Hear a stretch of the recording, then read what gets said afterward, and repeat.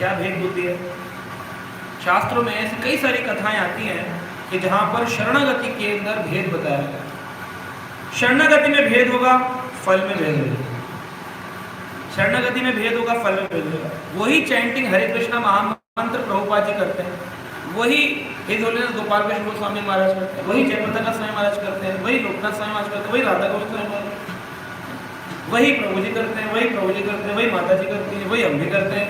सबका हो रहा है, हमारा कुछ हो नहीं रहा। हमारा क्यों नहीं हो रहा? तो इसका मतलब आदमी लास्ट में बोलता है एक्चुअली प्रॉब्लम क्या है कि माला में दम नहीं है। कल मुझे एक व्यक्ति बोला, मैं नाम तो नहीं बोलता हूँ भक्तों के, लेकिन मैं उस इंसिडेंस को जरूर बोलता हूँ। कहीं डिवोटी फोन कर, प्रभु जी हमारा ब्राह्मण दीक्षा में रिकमेंडेशन करवाइए ना। तो मैंने क्यों? कह रहे हमने सुना है उसके बिना भक्ति पूरी नहीं होती। तो मैंने कहा क्या हरिनाम नहीं दीक्षा हुआ? कर हाँ वो तो हुआ। मैंने कहा उससे जब कुछ नहीं मिला तो आगे भी अब कुछ नहीं मिलने वाला। हरिनाम सार है, हरिनाम सार है। जितने भी मंत्र आदि हैं ये सब इस हरिनाम की रस को प्राप्त करने के लिए हेल्प करते हैं। आप पढ़िए जाकर के, भगवद गीता में प्रभुपाद जी उदाहरण दे रहे हैं। माधवेंद्र पुरी हाथ जोड़कर कहते हैं कि गायत्री मंत्र, स्नान, तीर्थ, अभी मैं आपको क्षमा मांगता हूँ, मेरी हरिनाम में इतनी रुचि बढ़ गई है कि मेरे आपके लिए टाइम नहीं है। एक्स्ट्रा टाइम देना पड़ता है ना, बोले रुचि नहीं है मेरी रुचि तो हरिनाम के अंदर। और वो हरिनाम वाला व्यक्ति सोच रहा कब मिलेगा तब मेरी रुचि बढ़ेगी। कहते हैं रुचि अभी नहीं बढ़ी तो कभी नहीं बढ़ेगी। एक बार मैं एक दिन लेक्चर देने के एक जगह बुलाया, बोले कल हमारे यहाँ भक्तों की दीक्षा होने वाली है। अभी यहाँ भी हुई ना रिसेंटली, पिछले संडे। बोले हमारे यहाँ भक्तों की दीक्षा होने वाली है, प्रभु जी आप आके क्लास दीजिए। मैंने क्लास दिया। मैं कौन कौन दीक्षा के लिए तैयार है? सारे भक्त हाथ खड़े। मैंने कहा इधर आ जाइए सारे आप। मैंने कहा ये बताइए कल आप में क्या परिवर्तन आया? कहे कल से हम शरणागत हो जाएंगे। मैंने कहा यही है आपकी भेद बुद्धि, जो आज तक नहीं हुआ कल भी नहीं हो।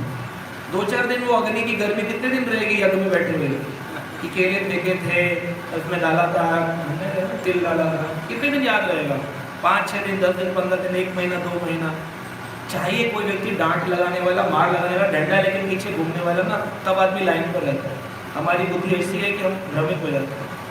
तो जैसे एक बार 3 व्यक्ति बैठे थे और तीनों अपना अपना अंदाजा लगा रहे थे। एक बेल के पेड़ के नीचे, बेल पत्र होता है, गर्मियों में खाते हैं ना, तोड़ करके बेल का जूस।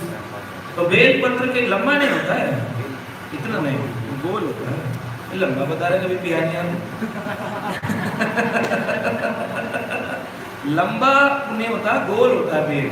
और बेल के पत्र, बहुत बेल पत्र शिव आदि पे चढ़ाए जाते हैं, पूजा में उपासना में आते हैं। उसका बेल का जूस गर्मी में सबसे ठंडा होता है। आप बहुत गर्मी में अगर आपके पास एसी नहीं है, आप बेल जूस पी लो, आपको अंदर एसी चल जाएगा, ठंडा लगेगा। तो बेल जब पर्वत उस पेड़ के नीचे निकले 3 बड़े ज्ञानी पुरुष, उनके साथ में एक उन्हीं के गुरुकुल का एक बच्चा था छोटा, मनु नाम। तो मनु जो थे, ये 3 ज्ञानी पुरुषों के साथ गुजर रहे थे। अब बेल पत्र ऊपर से गिरा, बेल गिरा, पत्र नहीं बेल गिरा। तो पहला बोलता है देखिए, अब ये आए ज्ञानी, देखिए देखिए बेल गिरा। अभी इसी वक्त एक मधुमक्खी उड़ी, तो देखो उसके उड़ने से प्रेशर पड़ा तो बेल गिरी। क्या कोइंसिडेंस है? देखो भगवान की विडंबना देखो है। लोग ऐसे हैं वाले बहुत सारे लोग मिल जाएंगे, विडंबना देखते रहते भगवान। देखो अभी उड़ी वो मधुमक्खी और बेल गिरा। दूसरा कह रहे नहीं आपने ध्यान नहीं दिया, आपने ध्यान नहीं दिया। बेल मधुमक्खी से नहीं गिरा, वो कौवा जो था वो अभी इससे पहले ही आकर बैठा है, उसके वजन से। तीसरा कहता है तुम लोग मूर्ख हो, मैं पढ़ा लिखा हूँ, साइंस में ग्रेजुएशन किया। गुरुत्वाकर्षण, ग्रेविटेशनल फोर्स जो है वो खींचता है। तो बेल जब पक जाता है तो नीचे इतना खींचता है कि टूट जाता है, तो नीचे गिरता है। तो तीनों अपनी अपनी बुद्धि लगाए अपने अपने हिसाब से। तो मनु से पूछा तुम बताओ तुम्हें क्या लगता है? उसने कहा पहले तो बेल लिया, उसको पानी में धोया, तोड़ा, भगवान को भोग लगाया और बोला आइए पहले प्रसाद पाते हैं, बाद में बात की सोची प्रभुपाद जी से लोग पूछते थे $1 मिलियन क्वेश्चन। जानते कौन सा क्वेश्चन है? $1 मिलियन का। एक प्रभुपाद ने बोला this question is $1 million question. कौन सा क्वेश्चन? वो क्वेश्चन है कि हम संसार में गिरे कैसे। अगर हम भगवत धाम के थे तो हम यहाँ कैसे आ गए? और यहाँ आकर एक बार गिर गए हैं तो क्या गारंटी दोबारा नहीं गिरेंगे? दोबारा नहीं गिर गए। और अगर हम आध्यात्मिक धाम में थे तो हमें ये बुद्धि कैसे आ गई, माया ने हमें कैसे घेर लिया कि हम एंजॉय करना है? प्रभुपाद ने इसका उत्तर दिया, इट्स $1 मिलियन क्वेश्चन, ये $1 मिलियन का क्वेश्चन। तो उत्तर क्या है स्वामी जी? बोले कि गो एंड फाइंड आउट वो लोग जाओ और अपना आंसर खुद ढूंढो। तो एक्चुअली हम वहां से क्यों गिर गए? क्योंकि हमें सूक्ष्म आजादी दी है भगवान। उस सूक्ष्म आजादी का दुरुपयोग भी कर सकते हो, सदुपयोग। दुरुपयोग किया तो गिर गए। बोले क्या गारंटी दोबारा नहीं गिरेंगे? हाँ, ये कोई गारंटी नहीं दोबारा नहीं गिरेंगे, लेकिन अब की बार भगवान लेके ही नहीं जाएंगे जब तक गारंटी वाले बन नहीं जाएंगे। लेके नहीं जाएंगे भगवान के, वरना श्लोक झूठा हो जाएगा ना तद भसाय तो सूर्यो न शशांको न पावका यत् गत्वा न निवर्तन्ते तद्धामम परमम। मेरा वो धाम है जहाँ जाने के बाद वापस निवर्तन्ते, वापस नहीं आना पड़ता। वो झूठा हो जाएगा श्लोक। तो भगवान आपकी बात पूरा ठोक बजाकर चेक करेंगे। अभी कोई गलती, कोई इच्छा सूक्ष्म भी है, भगवान कहेंगे अभी पुनरअपि जननम पुनरअपि, अभी एंजॉय कर लो, डिवोटी के घर में आ जाओ, भक्त बन जाओ, एलिवेटेड हो जाओगे। 100% जब भर जाएगा प्याला तब अपने साथ ले जाओ, फिर भोग की इच्छा खत्म हो जाए। श्रील प्रभुपाद जी का अंतिम उपदेश है। प्रभुपाद से पूछा आपकी इच्छा क्या है? प्रभुपाद ने कहा अभी और कुछ इच्छा नहीं। ये हम बोल सकते हैं? बोल तो देंगे कॉपी करने के लिए, हाँ आजकल हमारी कोई इच्छा नहीं। वो पता चलता है कपड़ों में, खाने में, गुलाब जामुन ना मिले एक दिन प्रसाद में, महाप्रसाद की प्लेट लेकर कोई डिवोटी देने आता है तो आदमी पूछते क्या लेंगे? तो सामने वाला क्या कहता है? ये वाला दे दो। तुम्हारी इच्छा खत्म हो गई है। कॉपी करके बोलना तो बड़ा सरल है ना। प्रभुपाद जी का वचन सुना हमने, हाँ आजकल प्रभु जी आजकल जब से हरिनाम का हमारी सारी इच्छा खत्म हो गई। दिखता है तुम्हारे कपड़ों में, तुम्हारे भाव में, तुम्हारी इच्छाओं में, सब दिखाई देता है। बोलने की जरूरत पड़ेगी। जिस तरह से भेद हो जाने पर तीनों का अलग अलग अनुभव था, और तीनों के अनुभव अलग अलग होने पर उस व्यक्ति ने क्या ध्यान दिया, मनु ने, छोटे बच्चे ने, कि जो होना था वो हो गया, आज समर्पित करो ठाकुर जी के चरणों में। कैसे गिरा ये मत ढूंढो, ये करो कि आज मुझे सेवा करनी। प्रपद्यते शरणागति, भगवान भी यही चाहते हैं मेरी शरण में आओ, मेरे आदेशों का पालन करो। यहाँ पर भगवान ने कहा तत्वम कुरु मया अदिष्टम। अभी सब लोग श्लोक पढ़ रहे थे, प्रमत्तः प्रजापते। तो ये श्लोक पढ़ना भी नहीं आता हम लोग। यह अप्रमत्तः प्रजापते, प्रमत्तः का मतलब होता है पागलपन। प्रमत्त यानी पागल है, मत्त यानी कि मदहोश, और प्रमत्त यानी कि पूरा मदहोश है। किसमें? भौतिकता, भौतिकवाद में इतना मदहोश है, भूल ही गया है क्या करने योग्य क्या नहीं करने योग्य है, इतना एंग्रॉस्ड है। तो प्रमत्तः, तो प्रमत्तः व्यक्ति प्रजापते, प्रमत्त से नहीं चाहते हैं कि तुम प्रजा की सृष्टि करो, किससे चाहते हैं? अप्रमत्त।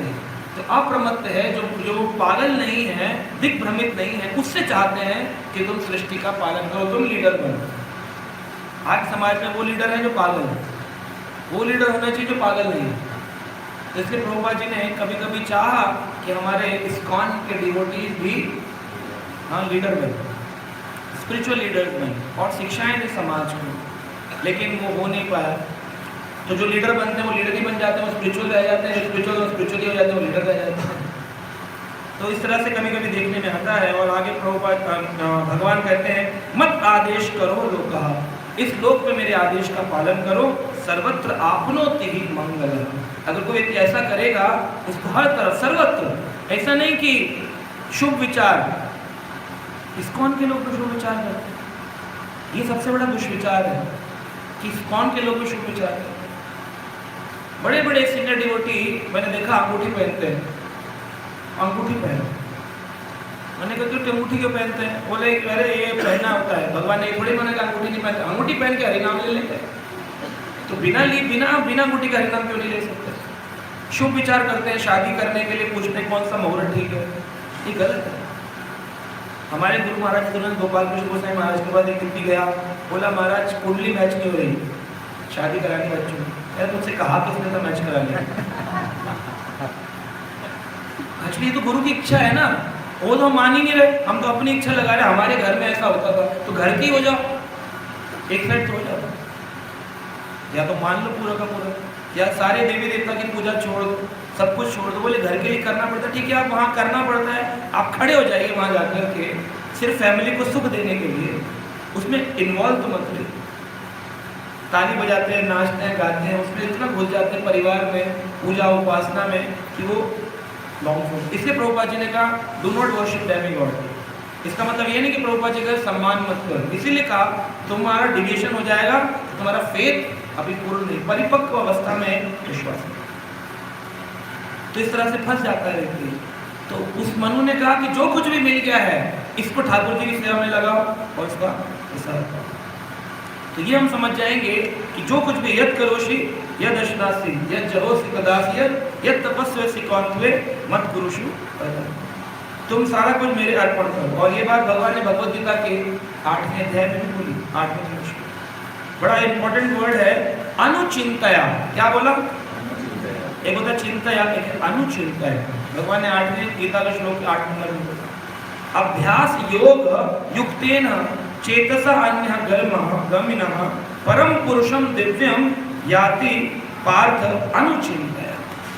अनुचिंतया, अनुचिंतया का मतलब है कि जो व्यक्ति सम्यक रूप से भगवान के चिंतन में लगा है, चिंतन उसका वैसा नहीं होता ऊपर नीचे वाला, जैसे हम देखते हैं मॉनिटरिंग होती है ईसीजी की, कभी ऊपर कभी नीचे, कभी ऊपर कभी नीचे, ऐसा चिंतन नहीं।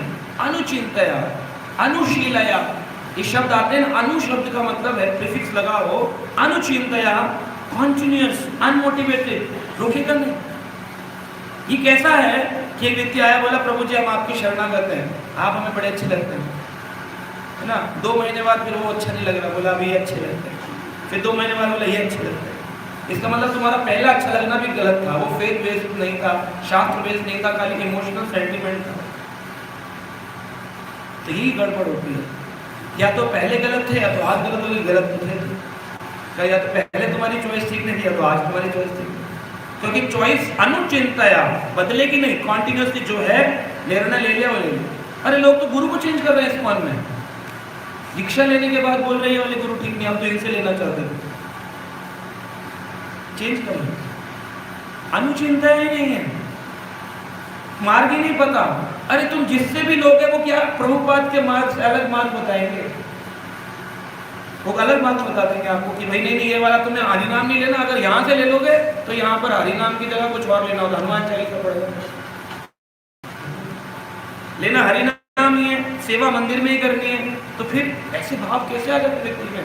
इसका कारण यही है, अनुचिंता है, चिंतन कॉन्टिन्यूस नहीं है। मिल जाते हैं संसार में जाकर के और खराब हो जाते। 3 लोग बैठे मंदिर का निर्माण कर रहे थे, मजदूर होते हैं, लेबर। एक व्यक्ति से पूछा, सबको रोज की लेबर 200 रुपये 300 रुपये मिलती है। बोला 200-300 रुपये की लेबर काम कर रही थी, तो एक लेबर से पूछा तुम क्या कर रहे हो? एक अनजान व्यक्ति कहता है अरे क्या कर रहे हैं, अपनी किस्मत फोड़ रहे हैं।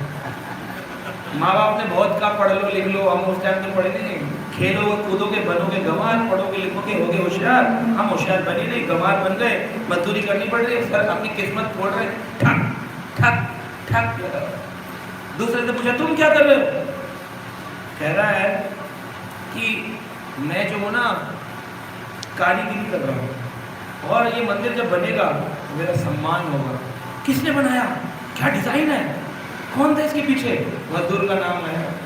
पुलिस से पहले कि हमारे हाथ कटवा दिए जाए भाग जाएंगे। तीसरे से पूछा तुम क्या कर रहे हो? वो भी पत्थर तोड़ रहा था, नक्काशी कर रहा था। कह रहा है मैं अपनी किस्मत को रोज सराहना करता हूँ, मैं रोज धन्यवाद देता हूँ भगवान के मंदिर में जाकर के कि हजारों करोड़ों मजदूर हैं संसार में, लेकिन प्रभु तूने मुझे अपने मंदिर के निर्माण के लिए चुना। ठीक है, तीनों का कार्य सेम है, क्या परिवर्तन है? चिंतन, अनुचिंतन। जहां प्रॉब्लम है थॉट में वहीं गड़बड़ आएगी सारी। आदमी कहते ना ये हमारा डिवोटी पहले सीरियस था, अभी घुमा हुआ तो लगा है, इसका चिंतन बिगड़ा है। चिंतन क्यों बिगड़ा है? इसका एसोसिएशन बिगड़ा है, इसने गलत लोगों का संग करना शुरू कर दिया। कहते हैं दुष्ट संग नहीं देह विधाता, जासे भलो नरक का वासा। तुलसीदास जी बोलते हैं कि नरक मिल जाए लेकिन दुष्ट व्यक्ति का संग ना मिले, जो आपको आपके मार्ग से कहे तुम कहाँ लगे हो, आओ हमारे साथ आओ। हमेशा संसार में सिगरेट पिलाने वाले, शराब पिलाने वाले, जो भी जिस व्यक्ति ने पहली पी होगी, ये 99% रिसर्च कहती है साइंस, रिसर्च है। 99% लोगों ने अनुभव बताया कि मुझे पहली बार शराब पिलाने या सिगरेट पिलाने वाला व्यक्ति ने फ्री में पिलाई। पहली सिगरेट और पहली शराब का गिलास फ्री होता है। कौन देता है? माया देवी देती है। जब कंपनी ऐड करती है अपने प्रोडक्ट का तो फ्री देती है, तो माया देवी जब ऐड करती है तो फ्री देती है। ऐसे ही प्रजल्पा में कब मैं घूम गया, कब मेरा हरिनाम से रुचि समाप्त हुई, कब मैं भागवत से दूर हुआ, कब मैं अपने गुरुजन वैष्णव जनों के प्रति प्रीति खो गया, ये तुमने माया के गिलास को खरीद लिया है एड फ्री का, तुम्हें पता नहीं चलेगा। पहले फ्री मिलेगा, बाद में पैसे दे करके चुकाना पड़ता है। आप देखिए, एक बार भक्ति डिस्टर्ब होती है ना, फिर लाइन पर आने में बहुत टाइम लग जाता, आती ही नहीं है, खींच खींच कर लाना पड़ता, आती ही नहीं। क्या हो गया? बोले तुमने माया के गिलास पीने शुरू कर दिया फ्री के, प्रजल्पा रूपी, प्रमत्ता रूपी, ईगो रूपी, अहंकार रूपी। इसलिए शरणागत हो जाना भगवान के आदेश को मानना एक ही तरीका है। कृष्ण के शास्त्रों को नियम पूर्वक पढ़ते हैं, और जिनका शास्त्रों में रुचि नहीं होगी, भागवत श्रवण में रुचि नहीं होगी, गारंटी है उस व्यक्ति की कभी भक्ति लता बीज परिपक्व नहीं होगा। अरे शास्त्रों में तो कहा, श्रवण कीर्तन करह जलह सींचन, ब्रह्मांड ब्रह्मित कौन भाग्यवान जीव, गुरु कृष्ण कृपा पावे भक्ति लता बीज। बीज तो मिला, दीक्षा से मिला या सेवा से मिला, जैसे भी मिला, लेकिन बढ़ेगा कैसे? कैसे बढ़ेगा? श्रवण कीर्तन करह जलह सींचन। श्रवण कीर्तन होगा जल सींचन, पानी डालेंगे ना बीज में, तो श्रवण कीर्तन यानी कथा सुननी है और फिर इसका प्रचार करना है। ये दो कार्य करने से भक्ति लता बीज बढ़ेगा, वरना जहां था वहीं का वहीं रहेगा। और जल सिंचन तो पता चल गया, धूप क्या है? धूप कहाँ से आएगी? धूप भी तो चाहिए पौधे को बढ़ने के लिए। फोटोसिंथेसिस कैसे होगा बिना धूप के? तो क्या है धूप? Association of devotees. और कौन से डिवोटीज? लाइक माइंडेड, सजातीय संघ। सजातीय संघ। चैतन्य महाप्रभु गंभीरा में प्रभु स्वरूप दामोदर और रामानंद राय को छोड़कर के किसी को एंट्री नहीं दिए, अपने सेवक गोविंद को भी बाहर निकाल देते थे। क्यों? समझ में नहीं आएगी बात, समझ में नहीं आएगी। तो जो लोगों को भक्ति समझ नहीं आती वो अपने आप ही आउटडेटेड है, तो ग्रुप से अपने आप ही आउट हो जाते हैं, बाद में अकेले घूमते रहते हैं। उनको कोई निकालता नहीं है, वो अपने आप अपनी सोच अपने विचार के कारण निकल जाते हैं, कोई नहीं निकालता। अरे अगर निकालना ही होता तो तुमको लेकर क्यों आते? क्यों निकला? अपने विचार के कारण, अपने प्रजल्पा के कारण, अपने गलत संग के कारण। अगर इसे व्यक्ति सुधार ले, कभी नहीं जाएगा। उसका विश्वास चरणों में रहना चाहिए वैष्णवों के, कि इन्होंने मुझे भक्ति दिया, इन्होंने मुझे ज्ञान दिया, इन्हीं के साथ रहना, इधर उधर कहाँ जाना है। लेकिन ये गड़बड़ होता है। एक बार एक बहुत बड़े आचार्य थे, उनका नाम था मधुसूदन सरस्वती। ये मायावादी प्रचारक थे और काशी में रहते थे, और काशी गढ़ है। प्रकाशानंद सरस्वती भी थे चैतन्य महाप्रभु के समय। मायावाद का गढ़ है। मायावाद क्या होता है? क्या होता है मायावाद? क्या है मायावाद? बोलते ना मायावाद। एक होती माया, एक होता मायावाद। वाद मतलब चर्चा, अध्यात्मवाद, बौद्धवाद, मायावाद। वाद मतलब होता है जहाँ इसकी चर्चा है। तो मायावाद क्या है? भगवान नहीं है, उसकी चर्चा। हाँ, मैं ब्रह्म हूँ, आप ब्रह्म है, हम सब भगवान हैं, ये मायावाद। और क्या मायावाद? मायावाद के कई पैरामीटर है, लोगों को यही नहीं पता। इस्कॉन में कई लोग बोलते प्रभु जी मैं मायावाद में हूँ। मैं कहता हूँ मायावाद में नहीं, माया में हूँ। अरे हरिनाम लेकर तो मायावाद में कैसे हो गए? मायावाद में हूँ। मायावाद है क्या? मायावाद कई पैरामीटर है। एक मायावाद है सभी देवी देवताओं को भगवान मान लेंगे।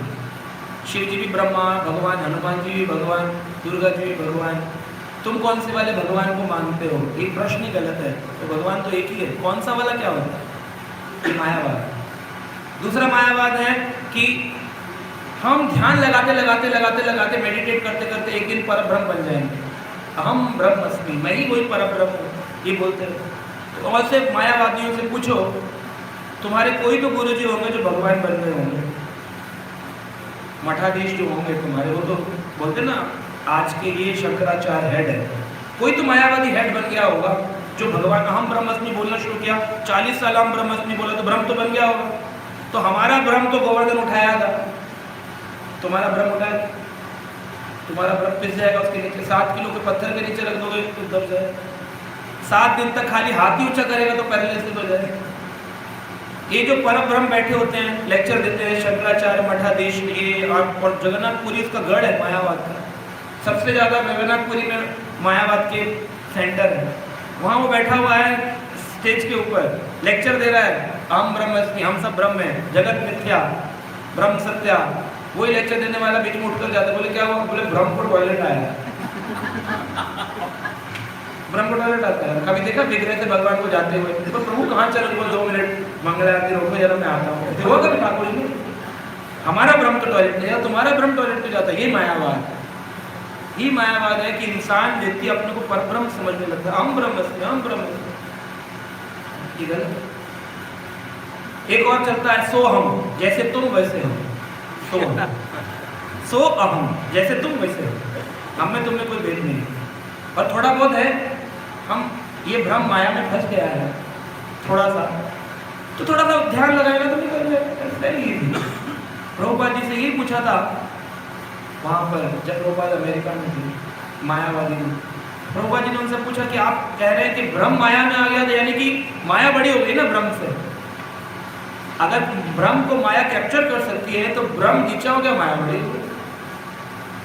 और ये मायावादी कहते हैं जगत मिथ्या, ब्रह्म सत्य है। ब्रह्म ही सत्य है, जगत मिथ्या है। यही वो अपने घर जाते हैं तो अपने बच्चों को गले लगाते हैं, जब प्रवचन सुन के जाते हैं, कह रहे आज मेरी बेटी। एक माने बोले हमारी बेटी, तुम्हारी बेटी तो मिथ्या है।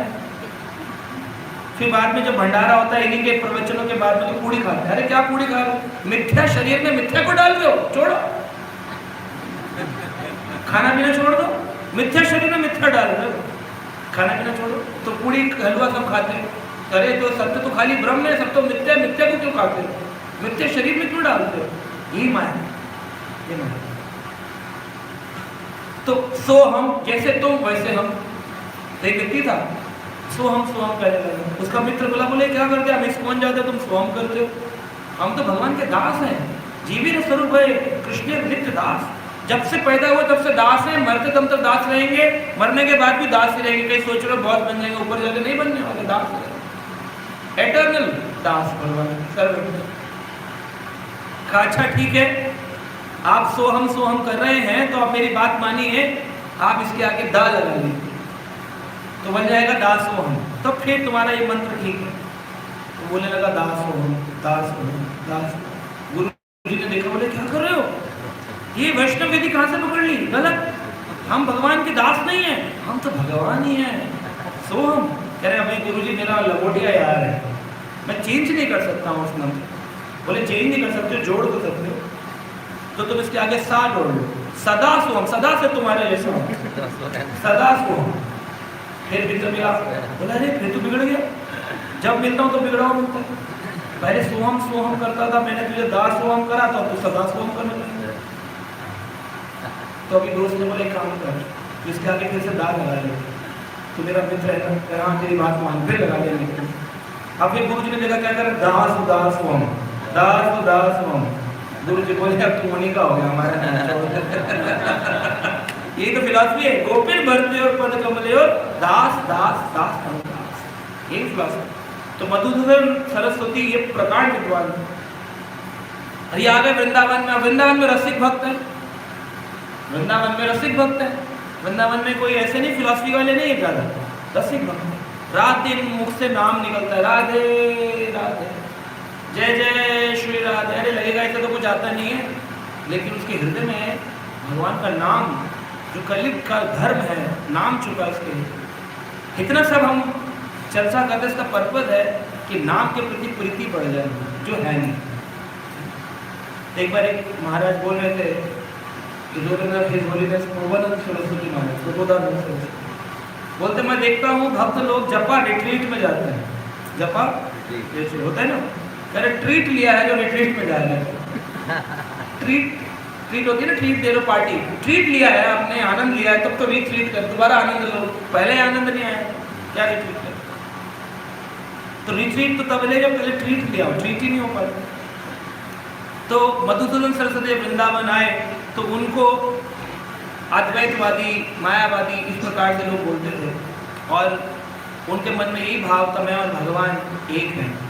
वृंदावन आए तो देखा कि भगवान और वो एक नहीं है, एक भक्त से टकरा गए। तो उसने इसी प्रकार के सिद्धांत दिए मायावाद के विरुद्ध कि तुम ब्रह्म हो, हमारा ब्रह्म तो 16,108 रूपों में अपना विस्तार कर सकता है, तुम 16 रूप में करके दिखाओ। बोले नहीं कर सकता। पता नहीं क्या उनको मन में आ गया, वृंदावन में देखा कि हर व्यक्ति भगवान का नाम जप कर रहा है, हरे कृष्णा कृष्णा कृष्णा हरे हरे, हरे राम राम राम हरे हरे। बस जिस व्यक्ति ने हरिनाम सुन लिया, वृंदावन चला गया, उस व्यक्ति का तो हो गया काम करना। वो व्यक्ति जिसने हरिनाम सुन लिया, रूप गोस्वामी कहते हैं, जिसको भौतिक संसार से प्रेम हो उसको वृंदावन नहीं जाना चाहिए। अगर वृंदावन जाए तो कभी केशी घाट नहीं जाना चाहिए, केशी घाट जाए तो कभी गोविंद जी का दर्शन नहीं करना चाहिए, और दर्शन कर लिया तो कभी हरि कथा नहीं सुननी चाहिए। सुन ली तो वो संसार का नहीं रहा। बीवी बच्चे कहेंगे हमारा काम का ही नहीं, आदमी पालतू है, सुबह से शाम हरिनाम लेता है, कथा करता है, हमारे काम पे, तो उसके लिए बेकार हो जाता है। परिवार भी उसको बड़ जोड़ के रखता है कि एक है रिश्ता, लेकिन अंदर से संबंध टूट जाता है। किसी को प्रेम है संसार से तो उसको वृंदावन नहीं जाना चाहिए, और वृंदावन जाए तो हरि कथा श्रवण नहीं करना चाहिए, गोविंद जी का दर्शन नहीं करना चाहिए। कृष्ण का कि चले गए, सबको दर्शन कर लिया, गोविंद जी का दर्शन कर लिया, सब कुछ हो गया। अब काशी में घूमते थे, जब वापिस गए तो वही मायावादी गढ़ के लोग जो हम ब्रह्मस्मि सोम सोम ओ लगा रहे थे नारे, वहां ये देख रहे हैं, ये क्या बोल रहे हैं, हरे कृष्णा कृष्णा कृष्णा हरे हरे, हरे राम राम राम हरे हरे। अब ये देख करके लोग हैरान थे, बोले क्या हो गया आपको, आपको मायावादी गढ़ के लोग निकाल देंगे अपने समाज से। कहा कुछ भी हो जाए, नरक में मिल जाए, लेकिन अभी कृष्ण से ऐसा प्रेम हो गया है, मुझे खुद समझ नहीं आ रहा, हटाने पर भी आंखों से हटता नहीं, विचार से निकालने पर भी विचार जाता नहीं, मुख से चाहता हूं कि न बोलूं फिर भी उसका नाम मेरे मुख से निकलता है, जैसे फेविकोल का जोड़ है, टूटेगा नहीं, चिपक गया है पूरा। तब मधुसूदन सरस्वती ने भगवान के लिए कई सारे ग्रंथ रचना। एक श्लोक है बड़ा अद्भुत, जिसे मधुसूदन सरस्वती गाए काशी में, और उसको अधिकतर लोग सोचते हैं कि ये वैष्णवों ने लिखा है। वैष्णव तो लिखा, लेकिन पहले मायावादी का बाद में मधुसूदन। तो क्या है, मेरे साथ बोलिए, वंशी विभूषित करा नवनीरदाभा पीतांबर दरुण बिंफला दोष्टरा पूर्णेन्दु सुंदर मुखा अरविंद नेत्रा कृष्णात् परं किमपि तत्त्वम् अहं न जानी। वंशी विभूषित करहा, ये दर्शन उनको नित्य होता था। प्रमुख उनके मुख से निकलता था श्लोक, वंशी विभूषित करहा। कर के अंदर हाथों में भगवान ने वंशी से विभूषित है भगवान कृष्ण के। किसी का भी दर्शन करेंगे, जगन्नाथ का करेंगे, कुछ भी करेंगे, चैतन्य महाप्रभु को श्याम सुंदर का स्मरण होता है, श्याम सुंदर का स्मरण। हाथ में वंशी विभूषित है ठाकुर जी, नवनीर धावर, और उनका रंग कैसा है, जैसे नवीन बादल अभी आ गए निकल करके, नए नए बादल। एक होता है काला बादल, एक होता है नया नया जब बादल आता है, घनत्व हम बोलते हैं ना, घना बादल बारिश लेके आता है, तो उसमें ब्लैकिश ब्लूइश कॉम्प्लेक्शन होता है। वो भगवान का स्वरूप का वर्णन किया। अरे ठाकुर जी का दर्शन है, नवनीर धावा पीतांबर दरुण, और वस्त्र पहने हैं, दरुण यानी कि वस्त्र, भगवान के पीतांबर धारी ठाकुर। बिंब फल अदोष करार, और उनके ओठ कैसे हैं, जैसे बिंब फल। दामोदर अष्टकम में भी आता है ना बिंब फल। बिंब फल क्या होता है, देखा है कभी बिंब फल क्या होता है? हाँ, छोटे वाले क्या होते हैं, क्या बोलते हैं, गुलड़ ना, तो आपके भाषा में बोलते हैं क्या बोलते हैं, छोटे बिंब फल। हाँ, कुंदरू, कुंदरू, तो वो छोटे लाल रंग के होते बिंब फल। वैसे ठाकुर जी बिंब फल अघोष्टा, भगवान के ऐसे बड़े बड़े नहीं है, लंबे लंबे वो ऐसे। हाँ, कई बार लोग बोलते हैं भगवान के ओठ ना कमल जैसे है। अरे भगवान के ओठ पूतना की तरह कमल जैसे थोड़ी है। बड़े बड़े भगवान के ओठ बिम्फल के समान है, छोटे छोटे हैं, इतने छोटे ओठ हैं, मुस्कुराते हैं, इतने छोटे ओठ हैं, प्यारे से। पूर्णेंदु सुंदर मुखात, और सुंदर पूर्णेंदु यानी कि चंद्रमा के समान। जैसे चंद्रमा है ना, वो पूर्ण चंद्रमा। जब देखिए बड़ी एक अद्भुत बात है कि राहु केतु ग्रसन करते हैं किसका? सूर्य का और चंद्रमा का भी। सूर्य ग्रहण और चंद्र ग्रहण कब करते हैं? कब करते हैं? जब सीधा हो, सब सीधा हो। पूर्ण कोई तो करते हैं, जब पूर्णमासी होगी तभी चंद्र ग्रहण लगेगा। जब पूर्णमासी है तभी चंद्र ग्रहण है। अमावस्या को चंद्र ग्रहण कैसे लगेगा? तो कहते हैं वक्र चंद्रमा ग्रसे न राहु। वक्र यानी टेढ़ा, त्रिविक्रम बोलते हैं ना, टेढ़ा। 3 जगह से टेढ़े ठाकुर जी का एक नाम है, त्रिविक्रमाय नमः बोलते हैं, रोज लगाते हैं, ओम त्रिविक्रमाय नमः। त्रिविक्रम 3 जगह से जो टेढ़े भगवान है, त्रिभंग ललितम, उनका एक नाम है त्रिविक्रमाय नमः। 3 भाग से भंग है। तो वक्र यानी टेढ़ा। दंत वक्र, जिसका बलराम जी ने घूसा मार के दंत से टेढ़े कर दिए तो दंत वक्र नाम है। वक्र यानी टेढ़ा। तो वक्र चंद्रमा ग्रसे न राहु। राहु टेढ़े चंद्रमा का ग्रसन नहीं करता। तो आचार्य कहते हैं जो आदमी टेढ़ा रहता है ना, उसको राहु केतु नहीं लगते। यानी संसार की बुराइयां उसको नहीं पकड़ती हैं। किसको पकड़ती हैं? सीधा सिंपल होता है ना, उसको पकड़ लेते हैं लोग, उस पर दोषारोपण लगाएंगे, उसी को क्रिटिसाइज करेंगे, उसी के लोग उसकी बुराई बोलेंगे। क्यों? सीधा आदमी है ना, उसको फ्लावरी लैंग्वेज नहीं आती है। वेद पुष्पिताम वाचम, गीता कहती है वेद बोलना नहीं जानता ना, बड़े बड़े सिंपल हार्टेड है, उसको पकड़ ले, उसे दोष लगाएंगे। तो ये कि लेकिन जो सीधा है ना, जब पूर्ण चंद्रमा होता है, सीधा हो जाता है, तभी उसको राहु ग्रसित कर लेता है। और धड़ तो है नहीं, तो मुंह में रखता है, फिर गर्दन के नीचे से जितने काल मुंह में रहता है उतना काल ग्रहण काल कहलाता है। तो वक्र चंद्रमा ग्रसे न राहु, और पूर्ण चंद्रमा को पूर्णेंदु कहते हैं। तो भगवान का मुख कैसा है? पूर्णेंदु सुंदर मुखा। भगवान का मुख पूर्ण चंद्रमा के समान, पूर्ण चंद्रमा। अरविंद नेत्रा, और नेत्र कैसे हैं? अरविंद, अरविंद यानी कमल, कमल नयन। तो भगवान के नेत्र, आंखें यहाँ तक आती हैं, कान की लंबी है, यहाँ तक अरविंद नेत्रा भगवान। और हाथ घुटनों से नीचे, अजान लंबित भुजान, घुटने से नीचे बाजू आती। कृष्णात् परम किमपि, उन्होंने कहा कृष्ण से ऊपर बढ़कर के तत्वम अहम न जाने। किसने कहा? कोई अद्वैतवादी ने। वो अद्वैतवादी मायावादी क्या बन गया? भगवान कृष्ण का भक्त बन गया। ये है एसोसिएशन, डिवोटी एसोसिएशन का फल, ये है शास्त्र श्रवण। मीराबाई भी इसी प्रकार गाती हैं। वृंदावन आए, और वृंदावन में आने से पहले कहते हैं वृंदावन में आकर के भक्त को भक्ति का रस प्राप्त होता है। भक्ति महारानी युवा हो जाती है। जो भक्ति महारानी पूरे जहान में घूम कर के बूढ़ी हो गई थी, वो वृंदावन में आकर के पक जाती है, युवा हो जाती है। लेकिन जब तक ग्रंथ भागवत की शरण नहीं आती है, भागवत भक्त की शरण नहीं आती है, तब तक ज्ञान और वैराग्य उत्पन्न नहीं। चैतन्य महाप्रभु रे भक्त गणे वैराग्य प्रधान। महाप्रभु के भक्त गणों में क्या प्रधान है? आपकी भक्ति परिपक्व हो गई माना, लेकिन वैराग्य नहीं है तो आप कहीं काउंट नहीं किए जाते। आपके मन में ज्ञान नहीं है, आप कहीं काउंट नहीं किए। आपसे कोई प्रश्न पूछे और आप उत्तर में बोले कि प्रभु जी भागवत का कोई श्लोक सुनाओ, भागवत का बोले तो गीता का ही याद है। अरे अच्छा, कुछ श्लोक नहीं आता? बोले हाँ आता है।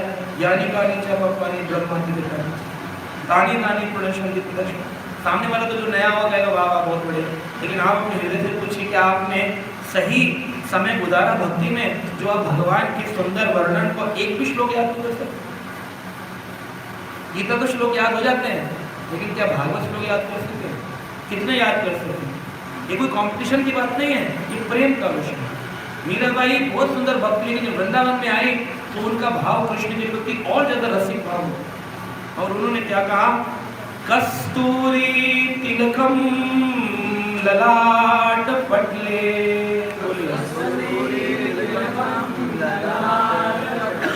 वक्षस्थले कौस्तुभम, नासाग्रे वरमौक्तिकम,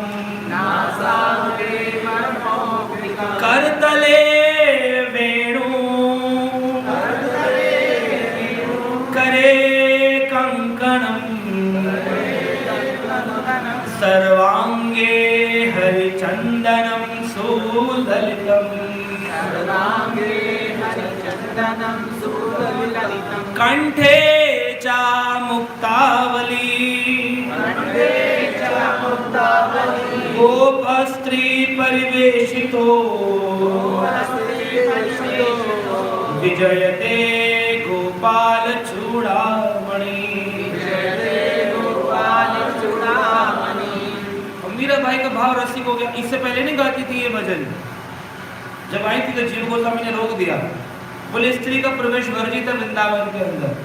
वो बोले अरे स्त्री का प्रवेश वर्जित बताते क्या, वृंदावन में कोई और पुरुष भी रहते हैं?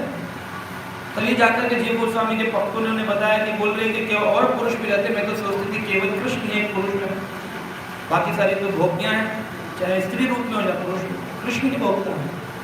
जब ये सुना जीव गोस्वामी ने उत्तर तो बोले बुलाओ, किसी स्त्री से मिलना पड़ेगा। ये भावो भक्त नहीं है, ये सच में एक एग्जॉल्टेड डिवोटी। प्रभुपाद जी ने बोला मीराबाई इज एग्जॉल्टेड डिवोटी। तो फिर जीव गोस्वामी के लिए जो जो जो मीराबाई फॉलोअर्स हैं वो जीव गोस्वामी को क्रिटिसिज्म करते हैं। क्या क्रिटिसिज्म करते हैं? बोले अरे जीव गोस्वामी से ऊपर थी मीराबाई, तभी तो जीव गोस्वामी पहचान नहीं पाए मीराबाई को, और मीराबाई के जब उत्तर दिया तो धराशायी हो गए, एक्सेप्ट कर लिया, यानी जीव गोस्वामी नीचे। तो क्यों जीव गोस्वामी ने ऐसा बोल दिया स्त्री प्रवेश? तो उनको नहीं मालूम है कि खाली कृष्ण भोगता है बाकी हम हो गए, उनको मालूम नहीं। जो हरि भक्ति विलास ग्रंथ के संपूर्ण कर रहे हैं, जो अनेक ग्रंथों की रचना कर रहे हैं, रूप गोस्वामी के साथ भक्ति सामने संत में मदद कर रहे हैं, षट संदर्भ लिख रहे हैं, 4 लाख श्लोक लिख डाले, वो क्या वो जानते नहीं है इस तत्व को? क्यों ऐसा बोलती है? क्योंकि चैतन्य महाप्रभु के भक्त हैं और हमें भगवान से ज्यादा भक्त की उपासना करो। और भगवान चैतन्य ने भक्त बन करके सिखाया है कि भगवान से ज्यादा भक्त की महिमा है। भगवान भी कहते हैं मत भक्ता काम कुछ काम अधिकाम, मेरे भक्त की पूजा अधिक होनी चाहिए। तो चैतन्य महाप्रभु की भक्त परंपरा के शिरोमणि है, उन्होंने कहा तुमने संन्यास लिया है, तुमने वैराग्य लिया है, तो तुम्हें स्त्री से दूर रहना चाहिए। तो अपने चैतन्य महाप्रभु की अगर इच्छा को पूरा ना करते, अपने गुरु की वाणी को पूरा ना करते, तो कैसे वो अपनी परंपरा को स्थापित करते कि हमारी परंपरा में स्त्री का वर्जित है, दूर रखा? क्यों कैसे बोलते? तो क्या ये बात बोली नहीं पाते? जब उन्होंने रिजेक्ट किया फिर बाद में तत्व पर उनको शरण लिया, इसका मतलब जीव गोस्वामी जानते थे, लेकिन उन्होंने अपने तत्व से ऊपर किसको रखा? गुरुवाणी, चैतन्य महाप्रभु के उपदेश को ऊपर रखा। तो ऐसे ही जो व्यक्ति अपने गुरु के शरणागत है, वैष्णवों के शरणागत है, वो व्यक्ति अपने आप ही भगवान को पा लेता, अपने आप ही मिलता। भगवान कहते हैं कि साधुओं का हृदय मैंने ग्रसित किया है, और मेरा हृदय साधुओं ने ग्रसित किया। साधुओं हृदय ग्रसितम मह्यम, मेरे हृदय में साधु रहते हैं और साधुओं के हृदय में रहते हैं। अहम भक्ता पराधीन, मुझे तो भक्तों ने पराधीन कर दिया। अब कोई भगवान के पीछे दौड़ेगा और भक्तों के पीछे नहीं दौड़ेगा, उसको कभी भगवान नहीं मिलने वाले, क्योंकि भगवान को ढूंढने वो अल्टर में जाएगा, भगवान तो भक्त के पीछे, हम भक्ता पराधीन, मैं तो भक्तों के पीछे, तो उसको भक्त को ढूंढना पड़ेगा भगवान से ज्यादा। इसीलिए हम लोग रोज मंगल आरती में गुरु पूजा गाते हैं, गुरु अष्टकम गाते हैं। क्यों? क्योंकि हम भक्त के माध्यम से भगवान तक जाते हैं, भगवान तक डायरेक्ट नहीं जाते। तो मीराबाई जब आई और उन्होंने जीव गोस्वामी का संग पाया, तो उन्होंने इस भाव को लिखा, क्या? कस्तूरी तिलकम ललाट पटले, भगवान के मस्तक पर कस्तूरी तिलक लगा हुआ, ये सुंदर छवि का वर्णन है। वक्षस्थले कौस्तुभम, और वक्षस्थल पर कौस्तुभ मणि विराजमान है। नासाग्रे वरमौक्तिकम, नाक के अग्रभाग में मुक्ति मोती विराजमान, गज मोती विराजमान है, हाथी का मोती। कर तले वेणु, हाथ के तल में वेणु बांसुरी पकड़ी हुई है, और करे कंकणम, कलाई के अंदर कंगन पहने हुए हैं। सर्वांगे हरिचंदनम सुललितम, पूरे अंग में चंदन लगा हुआ है भगवान के। चंदन यात्रा होती है जब लगाते हैं चंदन, सुललितम, बड़ा सुंदर दिखता है देखने में। ललित यानी कि आनंद देता है। और कैसा आनंद देता है? सुललितम, ऐसा वैसा आनंद नहीं है, सुललितम। जब ठाकुर जी का चंदन दर्शन करते हैं, कंठे च मुक्तावली, और कंठ में मुक्त माला पहनी हुई है, वैजयंती की माला।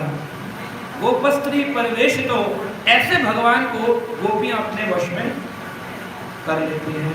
विजयते गोपाल चूड़ामणि, वो गोपाल के ऊपर विजय प्राप्त कर लेती हैं तो गोपियां जो है वो चूड़ामणि बन जाती हैं, शिरोमणि बन जाती हैं। क्यों? किससे वर्त करती हैं? अपने प्रेम से वशीभूत।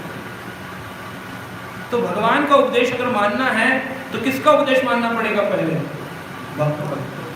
जब भक्त का उपदेश नहीं मानता, उनको भगवान का कोई उपदेश ना तो समझ आया है ना है। जैसे ही भक्त को मिले तुरंत आपकी शरणागति, आपकी विनम्रता, आपके लक्षण समझ में आने चाहिए। एक ये भी प्रॉब्लम देखी जाती है, लोग गुरु के तो शरणागत होते हैं लेकिन गुरु भाई या गुरु बहनों के शरणागत होते हैं। और उसमें से कुछ लोग जो न समझ है वो क्या कहते हैं, हम गुरु से डायरेक्ट जुड़े हुए हैं, हमें इनसे जुड़ने की क्या जरूरत है। अब शास्त्र क्या कहते हैं? गुरु की हर तदीय वस्तु उपासनीय होती है। आचार उपासना का केंद्र है गुरु तदीय वस्तु उपासना, यानी गुरु की लाठी, गुरु के बाल, गुरु की अंगूठी, गुरु के विग्रह, गुरु के विग्रह, गुरु की अंगूठी है, गुरु की लाठी है। आज प्रभुपाद जी के म्यूजियम बनते हैं, उसमें रखा है। यानी गुरु की तदीय वस्तु उपासनीय है, तो गुरु के जो दीक्षित भक्त हैं वो उपासनीय है कि नहीं है? अगर गुरु के दीक्षित भक्त उपासनीय हैं तो उनकी उपासना कैसे आप छोड़ सकते हैं? नहीं छोड़ना चाहिए।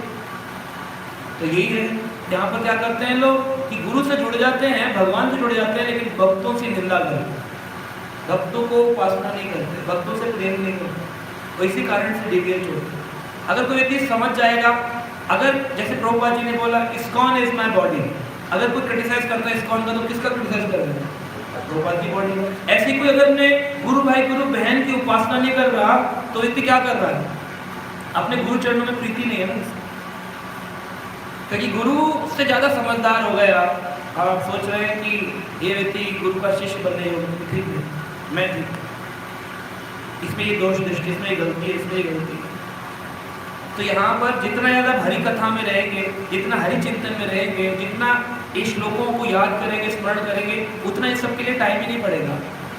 जब ये सब नहीं करते तो ये सब का ही तो टाइम पड़ता है, फिर टाइम आपकी काल जो हमने शुरू में चर्चा किया उसको व्यक्ति अव्यर्थ कालक को व्यर्थ गवाता है।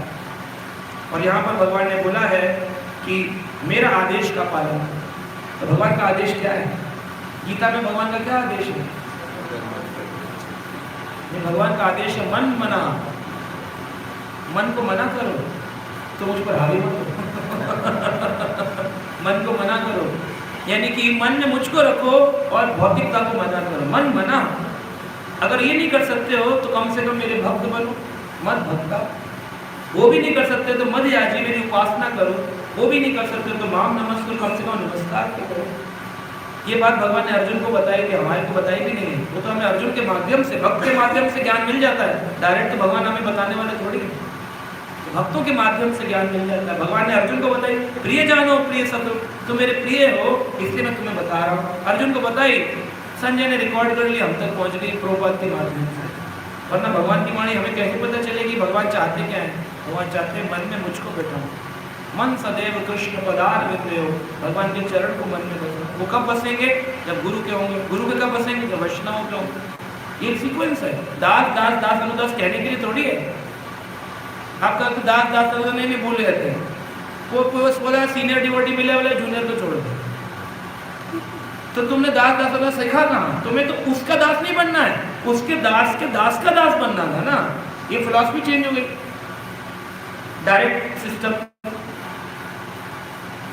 तो ये गड़बड़ है और इसी को ऋत्विक बात कहते हैं, इसी को ऋत्विक बात कहते हैं। ऋत्विक बात फिलॉसफी चल रही सारे संसार में। अगर कोई व्यक्ति आज बोला मैं गुरु के पास जा रहा हूँ डायरेक्ट, मुझे वैष्णव की जरूरत नहीं है, फिर एक समय में वो कहाँ जाएगा? प्रभुपाद के पास चला जाएगा। बोले गुरु तो नित्य लीला में चले गए, अभी तो मैं डायरेक्ट चले जाऊँ। फिर प्रभुपाद के पास ही क्यों जाएगा? डायरेक्ट चैतन्य महाप्रभु के पास चला जाएगा, मूर्ति में तो वो भी रहा है। फिर प्रभुपाद जी के पास चैतन्य महाप्रभु के पास ही क्यों जा रहा है? फिर चला जा ब्रह्मा जी के पास, ब्रह्म माता गौड़ी संप्रदाय, सीधा डिसाइपल बन जाओ कृष्ण का। तेने हृदय ब्रह्म आदि कवि, आप भी आदि कवि बन जाओ।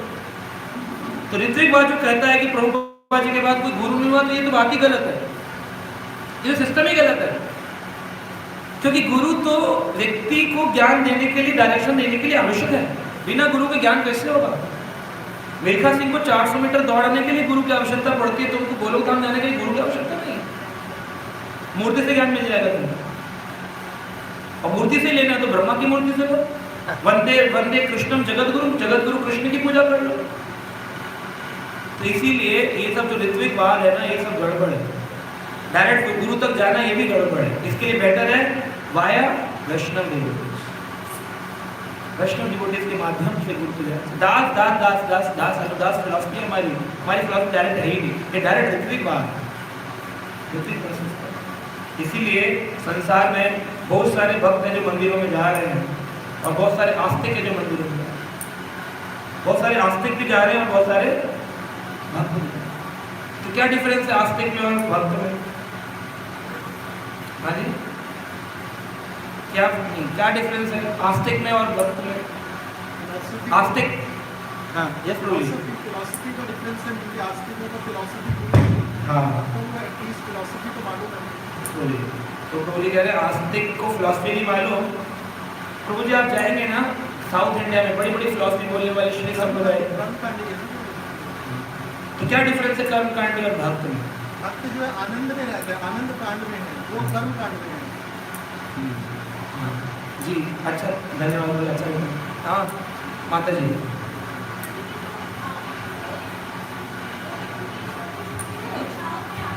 माइक ले लीजिए। हरे कृष्ण।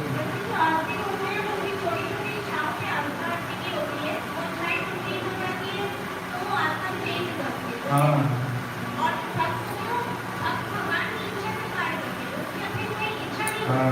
ये अच्छा है, बिल्कुल। तो भक्त में और यही है कि हम भगवान से मांगने जाते हैं, हम भगवान से मांगने जाते हैं, वो आस्तिक होते हैं। बड़ी बड़ी चालीसा गाएंगे, बड़े बड़े भागवत कथा पंडाल में आयोजन कराएंगे, भगवान से मांगने जाते हैं, वो आस्तिक कहलाते हैं। और जो भगवान से भगवान को मांगने जाते हैं, भगवान की सेवा के लिए मंदिर जाते हैं, वो भक्त हैं। भगवान से भगवान को मांगना है, भगवान की सेवा मांगनी है। हरे कृष्ण मंत्र का मतलब क्या है? हे कृष्ण मुझे अपनी सेवा में लगाइए। भक्त की इच्छा है प्रभु मैं आपकी सेवा में रहूं। और जो अपनी सेवा कराना चाहते हैं कि मेरी इच्छा पूरी कर दो, मेरे कार्य पूरे कर दो, वो एक्चुअली कर्मकांडी है, वो आस्तिक व्यक्ति है, वो भक्त नहीं, वो भक्त कैटेगरी में नहीं है।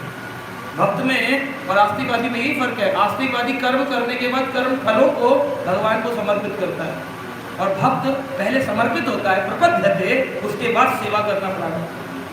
तो एक कर्म करने के बाद फल को समर्पित करता है, एक पहले समर्पित करके फल की इच्छा के लिए छोटे छोटे। ये तरीका भगवान ने बताया। आदेश का पालन करो, सर्वत्र मंगलम, सब जगह मंगल हो जाएगा उस व्यक्ति को। कोई शुभ विचार करने की जरूरत नहीं है, कौन सा मुहूर्त रखो।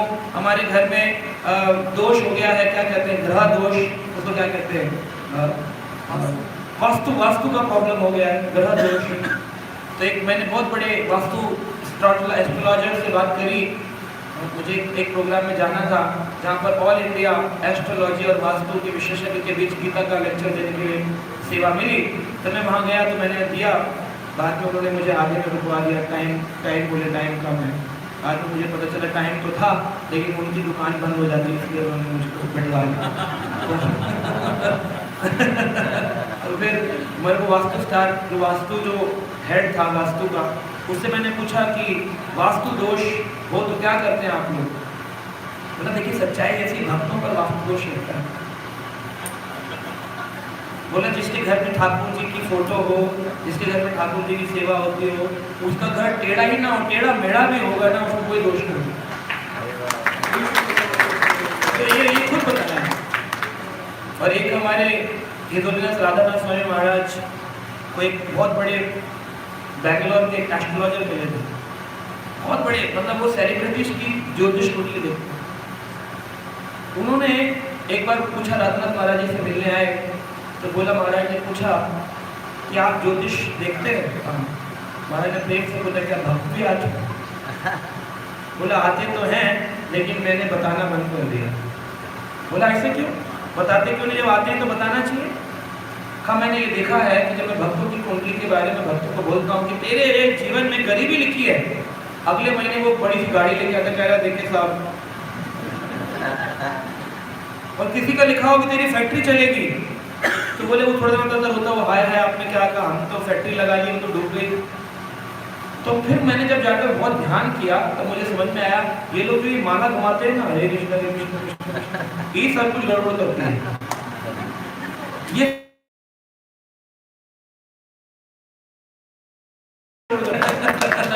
कि उस एस्ट्रोलॉजर ने मुझे कहा कि जिसके गले में जपमाला टंगी होती है ना, उसको मैं गेट से मना करता हूँ कि मैं बिजी हूँ। मेरी कितनी बेइज्जती करवाऊंगा। क्यों ऐसा होता है कि ग्रह आदि भी भगवान के भक्त के जीवन में इंटरफेयर नहीं करते। भगवान तो करते ही नहीं है, ग्रह भक्त भी नहीं कर, कोई उनका ग्रह आदि भी नहीं करता है। तो भगवान अपने भक्त का स्वयं उसको पोषण रक्षण प्रदान करते। गोत्रोत्तम वर्णम तथा, भगवान मेरे अवश्य लक्ष्य में कृष्णा।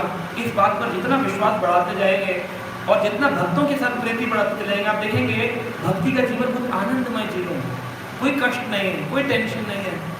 शास्त्र पढ़ो, भक्तों के साथ कोऑपरेशन से रहो, हरि भजन करो, भगवान पर पूर्ण विश्वास रखो, टेंशन नहीं, कोई टेंशन नहीं होगी। और आप देखेंगे वक्त जब पड़ेगा, जब जरूरत होगी, योगक्षेमम वहाम्यहम् कृष्ण आपकी अवश्य रक्षा करेंगे, आपको जो जरूरत होगी वो पूरा करेंगे। लेकिन शरणागति करना, आप खुद अपनी बुद्धि लगाकर अपनी प्लानिंग करेंगे। आप प्रभुपा जी एक किताब पढ़ते हैं, परफेक्ट क्वेश्चन परफेक्ट आंसर, पूर्ण प्रश्न पूर्ण, पहली पुस्तक दी जाती है नए भक्तों को। उसमें बोब कोहेन कन्वर्सेशन है। अंत में अगर आप पढ़े, किसी को याद है अंत में क्या होता है, एंड में क्या होता है? मैंने बहुत साल पहले पढ़ी थी और सुनाई थी भक्तों को, अभी तो मुझे याद नहीं, लेकिन ये इंसिडेंट मुझे याद है कि उस अंत में क्या होता है। बोब कोहेन जो है वो अपना काम धंधा छोड़ करके मंदिर में गिफ्ट गैलरी में सेवा करने लगे और कहते हैं कि पहले मैं समाज में जाता था पैसे कमाने के लिए, करने के लिए, अभी मैं अगरबत्ती बेचकर अपना घर चलाता हूँ। समझ लो, छोड़ दो संसार को, कर लो, चले जो मिल जाएगा उसी में दाल चावल रोटी चलेगा ना ठाकुर के भरोसे। आप ही प्लानिंग करते रहो कि मेरा पैसे चलेगा, तो कभी नहीं चलेगा, कभी नहीं चलेगा। तो मंदिर में भक्तों को सेवा का मौका मिलता है, फिर भी उनके पास टाइम नहीं, क्योंकि उनको भौतिक संसार में बहुत भोग करना है ना, बहुत कमाना है, बहुत बनाना है, वहीं रह जाते हैं। फिर कि भागवत पढ़ने का टाइम कहाँ उनके पास, चैतन्य चरितमृत कब पढ़ेंगे, नेक्टर ऑफ डिवोशन कब पढ़ेंगे, षट संदर्भ तो छोड़ ही दो, जैव धर्म तो भूल ही जाओ, कब पढ़ेंगे? इस जन्म में नहीं पढ़ा तो किसके लिए लिखे? भक्तिविनोद ठाकुर रात में जग रहे थे, 100 ग्रंथ लिखे, श्रील प्रभुपाद रात जग, किसके लिए जग रहे थे? हमारे लिए। हमारे पास टाइम नहीं है उनको पढ़ने का। तो अभी हम जब ग्रंथ नहीं पढ़ रहे, आचार्य की बात नहीं मान रहे, फिर ये श्लोक जो है खत्म हो जाता है। तत्वम कुरु, तुम वो करो जो मैंने कहा, कहाँ कर रहे हैं? क्योंकि अपनी बुद्धि, इतनी पढ़ी लिखी बुद्धि हमारे यहाँ कहाँ शरण। लेकिन बहुत सारी सेवाएं होती हैं मंदिर में, जहाँ पर आपको कहते हैं छोटी सी लक्ष्य ले लो, सेवा कर लो, कितने लोग आ जाएंगे तैयार नहीं? बहुत मुश्किल माया से जी। मैं नए नए प्रकार से मैंने बताया फ्री के प्याले पिलाती है। हरे कृष्ण।